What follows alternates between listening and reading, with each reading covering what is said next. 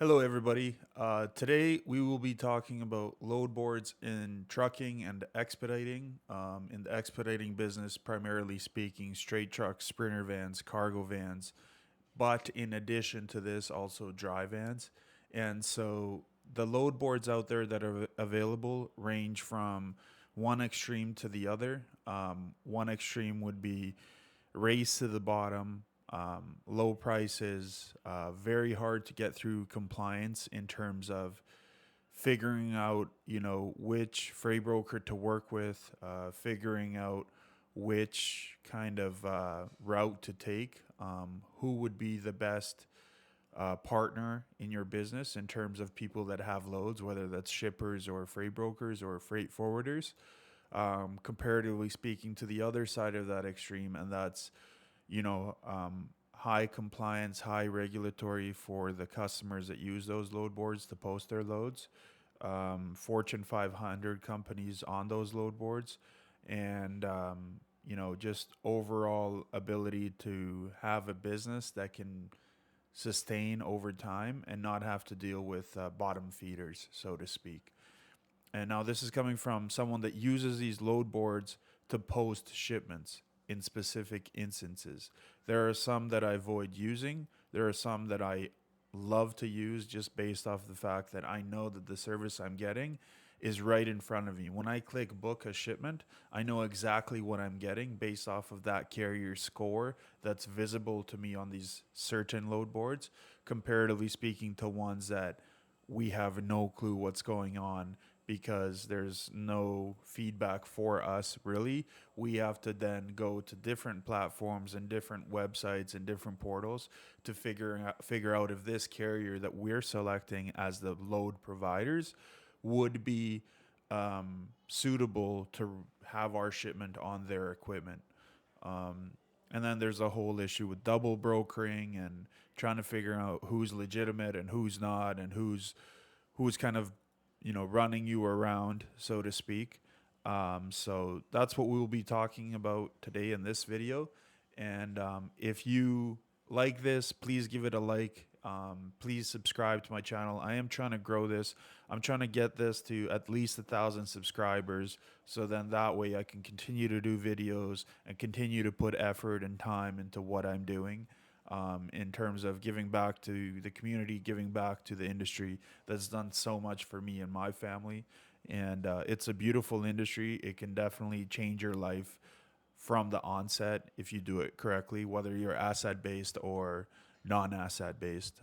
Currently, I am non asset based, and most of the stuff that I am doing is related to me getting shipments from a customer and then freight brokering it out to carriers that have their assets.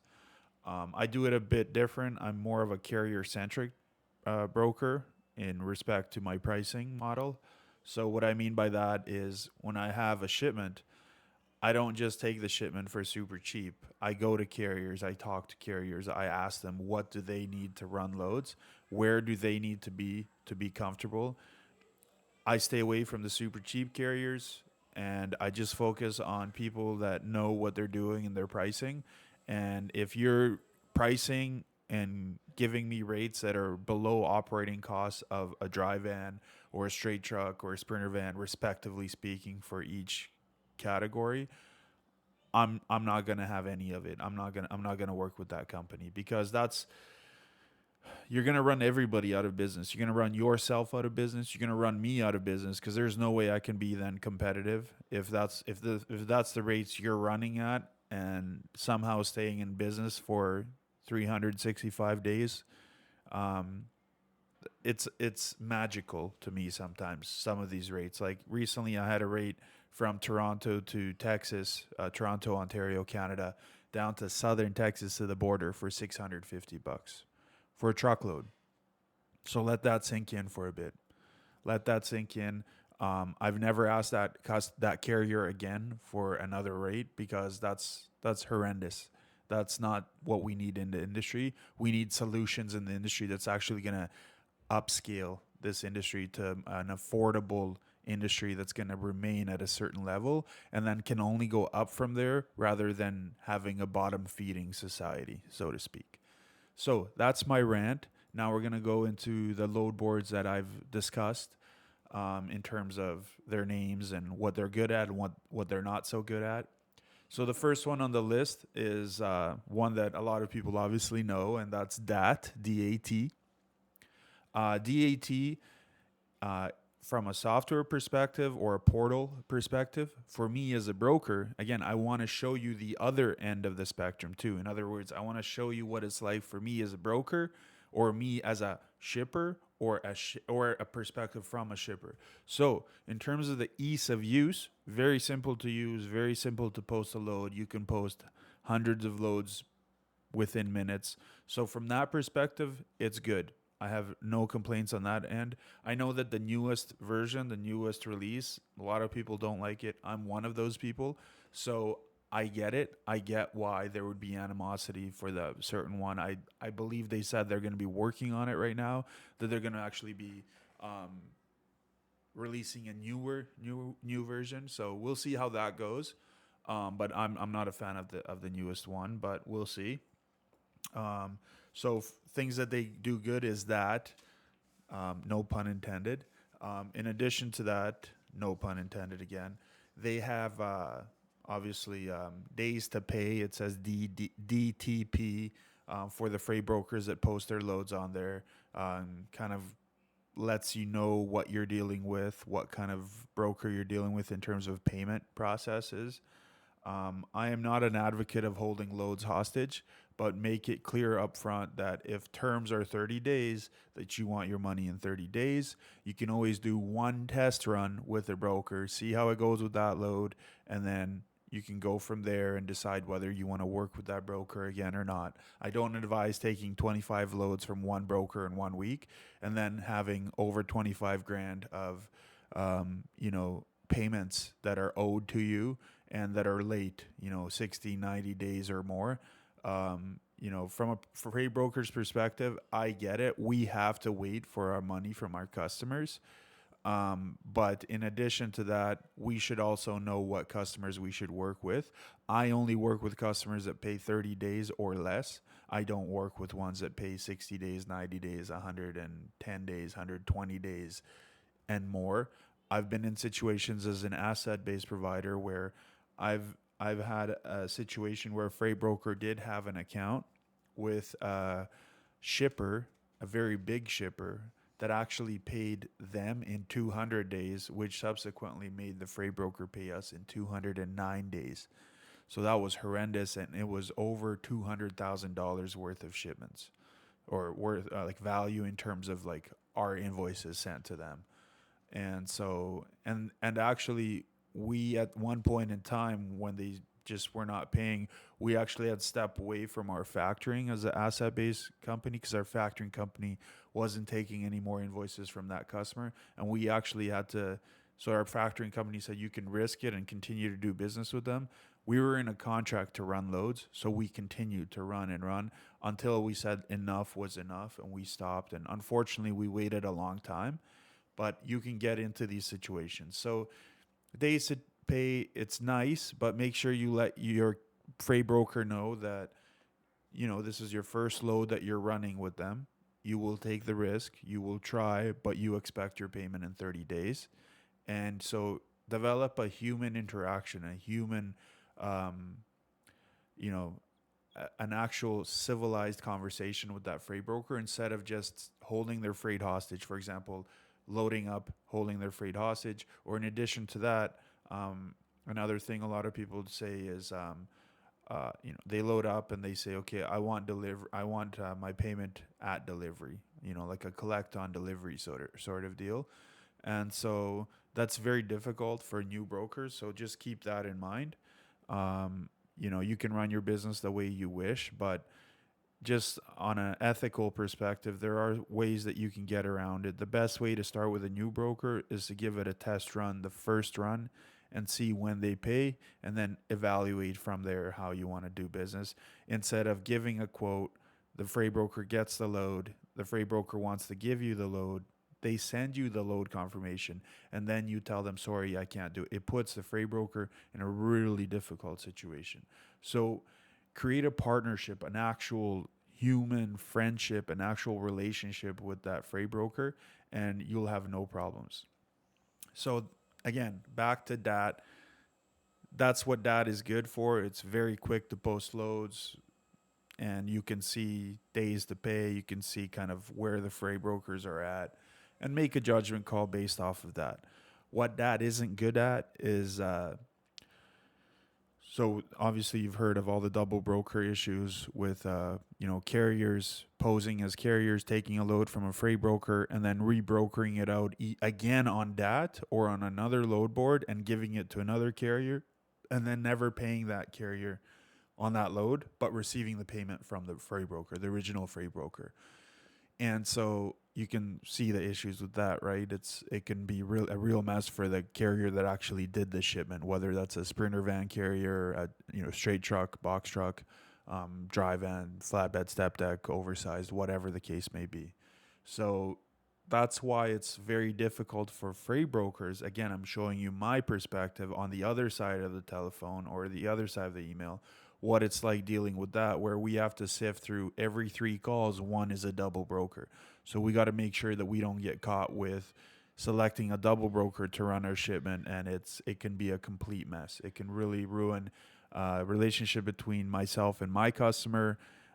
Because when the original carrier that ran the load goes to my customer and says, why did you not pay us?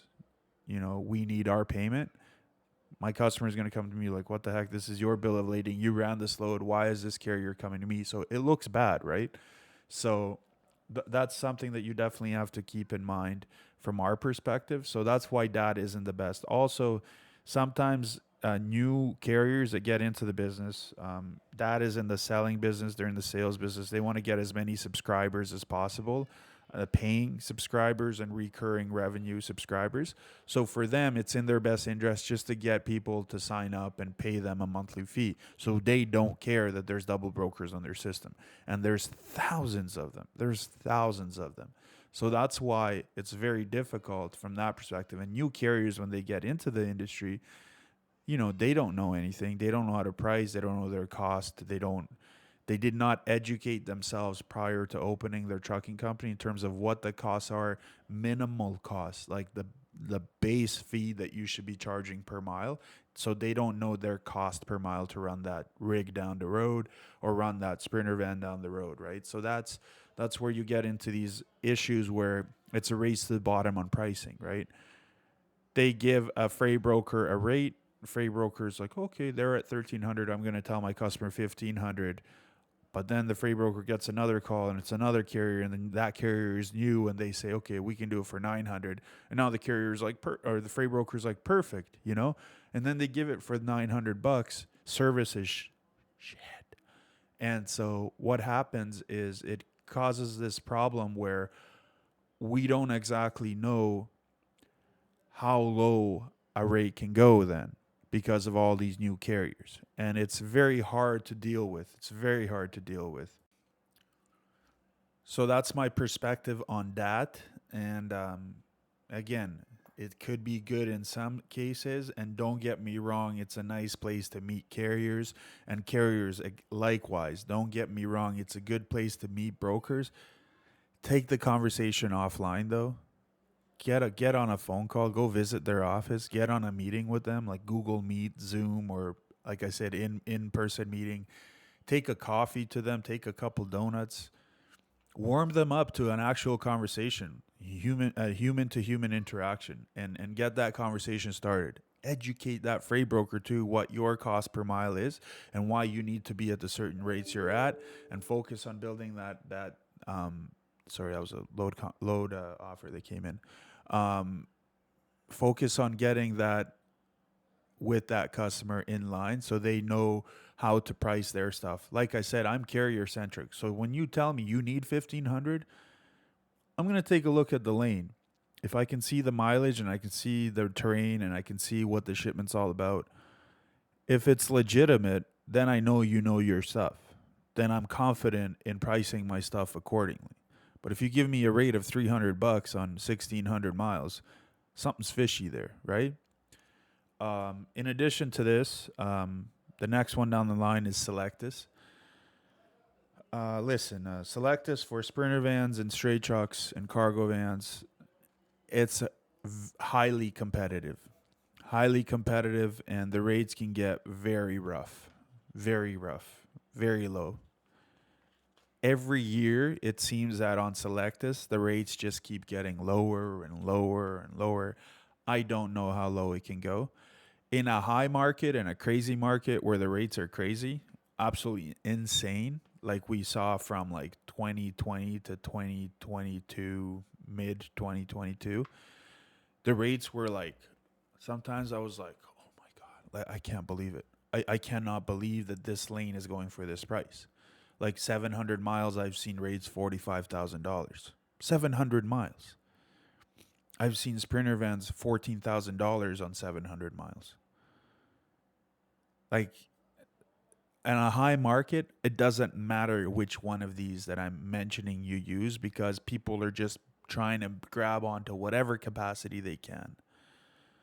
But in a market where we're at right now, we're deep in the valley right now. We're close, if not at rock bottom in terms of prices. Selectus is a race to the bottom. I'm sorry, but that's just the truth. Anyone that tells you otherwise don't know what they're smoking. I really don't know what they're smoking. In addition to this, the next one down the lane. The next one down the line is 123 load board, 123loadboard.com. Um, Again, it's a good place to build relationships with freight brokers and a good way to meet some good carriers, but some of the rates are just like that, very rough. Truckstop.com. Truckstop.com is just like that. But I do find that after 5 p.m., it's very hard to find carriers after 5 p.m. on Truckstop. It's like someone turned off the valve. Like it's rough. It's rough from a freight broker's perspective on posting a load after 5 p.m. Um, so in terms of what Truckstop does well is they have a bunch of different features that you can implement. They have a dispatching thing that you can implement if you're a carrier, if you're a freight broker. They have RMIS. They're the owners of RMIS right now, so it's for compliance reasons good. They have a book it now functionality on there as well. So Truckstop offers that at a certain price, a certain premium for freight brokers. So I guess some negotiation tactics, some rate calculators for what that lane should be going for and stuff like that. Um, is it a be all end all solution to find the best paying freight in Expedite? No, it isn't. But again, it has its benefits at times. Um, and then the next one, people's most favorite would be TQL. Everybody loves TQL, TQL load board. I find it's a good place to go to piss off their representatives. So if you go on there and you place your bid as a carrier, you're gonna get some snobby emails back. You know, even if it's a very legitimate rate, you're gonna get some very snobby and uncalled for attitude from their representatives. Not all, there are some good ones, but generally speaking, you're gonna. I've had hundreds, if not thousands, of experiences while running my own trucks of this occurring. So on a 400-mile lane, I'll bid like $1,100, for example, and they'll come back to me like, "You're crazy. This is insane. This should be at $600." Who are they to tell me what my cost per mile is, right? Just because they went to a shipper and gave them super cheap pricing, because they're sales oriented, revenue first. It's our company, we don't need relationships, you guys are just a number sort of attitude. And so that's the difference between a freight broker that's carrier centric and a freight broker that's TQL, right? So again, just be mindful of that. For dry van freight, for certain lanes, you could have a negotiation with their certain reps, their carrier reps, their executives, and explain to them what you need on those rates, on those lanes. Explain to them why you need it and why you think that you're deserving of what you're deserving, right? And some people will level with you on a human level, and you can create that bond and actually run loads at a livable wage, a livable value, right? Next one on the list is expediteloadboard.com. Expediteloadboard.com is fine. It's not bad. Better rates than all the other ones I've mentioned thus far. So check them out. Sign up with them for sprinter van, straight truck, cargo van loads. Another one is My Virtual Fleet. Check them out. They're okay as well. At times, definitely better than Selectus.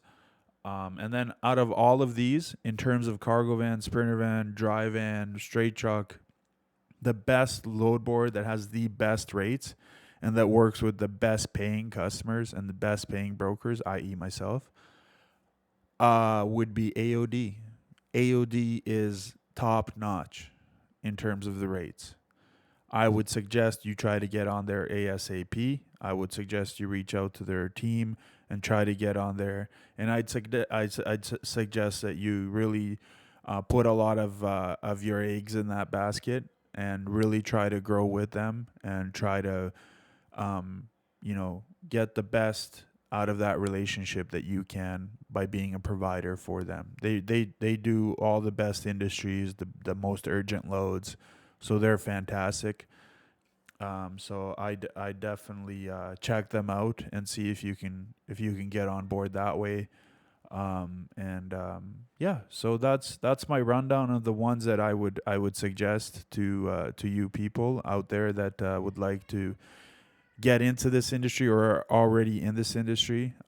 That's my feedback on them. And, if you find that, this information is valuable, hit the like button, give me a comment, let me know what you thought. Um, you know, this is real life experience. This is real, actual information that you can use to see where you should be spending most of your time on in terms of getting the best, bang for your buck. And like I said, it's there's good and bad in everything in life, and no difference for load boards. And so take that into consideration when you're, going through and studying and researching where to spend your time and how to go about it. Another one out there is Expeditors. See if you can get on their list as well. I forgot to mention them. Expeditors also has very good paying loads, especially when they're time critical and urgent. You just have to make sure you provide your service. So I always go back to the core values: communication, reliability, being 24/7 available, and being attentive to their needs and being honest and being integral in what you can do. If you can pick up in 2 hours, make sure you say it's 2.5 hours. You know, don't put yourself in a situation for failure. Be honest with them what you can do. Don't overpromise and underdeliver. This is the logistics industry, in essence. So yeah, that's my opinion on all of this. That's my honest review of real life interactions with these load boards and working with them. That's been my career for the last 14 years. Like I said, if you like, subscribe. Um, you can contact me any way you would like, via YouTube. And we can have a discussion even offline if you like for anything that you find intriguing to you. And if you have any questions for me, you can definitely reach out. But this is a beautiful industry. It's changed my life. I haven't looked back since I got into this, and I sure as heck won't. So, anyways, God bless. Keep it moving. Keep those check calls going. Keep your customers updated on their freight. Keep bidding. Keep hustling. Keep working. And much love, everybody. Cheers. Bye.